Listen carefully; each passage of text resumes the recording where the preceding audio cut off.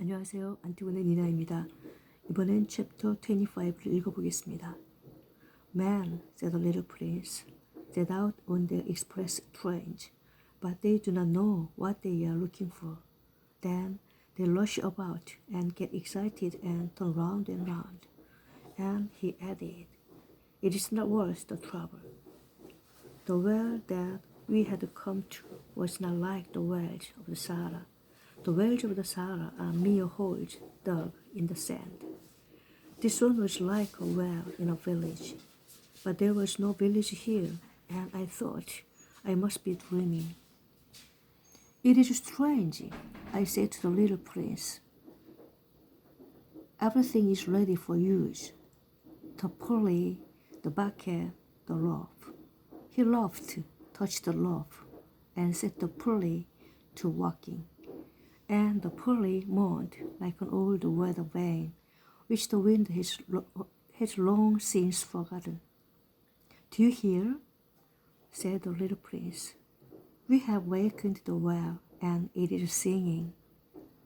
I did not want him to tire himself with the rope. Leave it to me, I said. It is too heavy for you. I hoisted the bucket slowly to the edge of the well and set it there. Happy, tired as I was, over my achievement. The song of the pulley was still in my ears, and I could see the sunlight shimmer in the still trembling water. I'm thirsty for this water, said the little prince. Give me some of it to drink. And I understood what he had been looking for. I raised the bucket to his lips.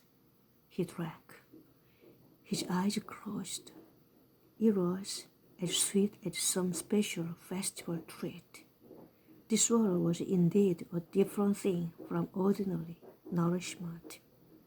Its sweetness was born of the work on the stars, the song of the pulley, the effort of my arms. It was good for the heart, like a present. When I was a little boy, the lights of the Christmas tree, the music of the midnight mass, the tenderness of smiling faces used to make up so the radiance of the gifts I received. The man will live, said the little prince, raised 5,000 roses in the same garden, and they do not find in it what they are looking for. They do not find it, I replied, and yet what they are looking for could be found in one single rose or in a little water. Yes, that is true, I said, and the little prince added, but the eyes are blind. One must look with the heart. I had drunk the water. I breathed easily. At sunrise, the sand is the color of honey, and that honey color was making me happy too. What brought me then? This sense of grief. You must keep your promise, said the little prince softly as he sat down beside me once more. What promise? You know, a muzzle for my sheep. I'm responsible for this flower. I took my rough drafts of drawing out of my pocket. The little prince looked them over and laughed as he said, your baobabs, they look a little like a cabbage. Ah, I had been so proud of my baobabs. Your fox, his ears look a little like horns, and they are too long. And he laughed again. You are not fair, little prince, I said. I don't know how to draw anything except boa constrictors from the outside and boa constrictors from the inside. Oh, that will be all right, he said. Children understand. So then I made a pencil sketch of a muzzle, and as I gave it to him, my heart was torn. You have plans that I do not know about, I said, but he did not answer me. He said to me instead, You know, my descent to the earth.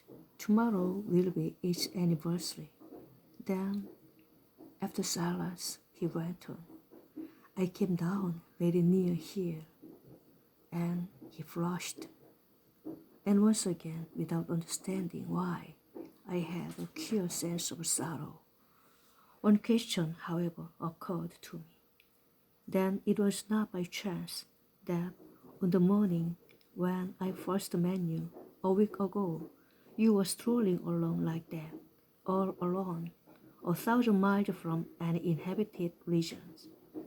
You were on your way back to the place where you landed.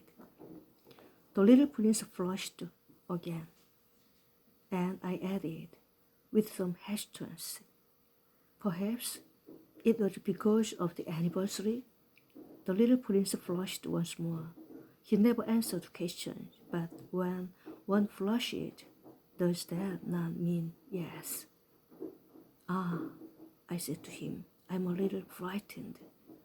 But he interrupted me. Now you must work. You must return to your engine. I will be waiting for you here. Come back tomorrow evening. But I was not reassured. I remembered the fox.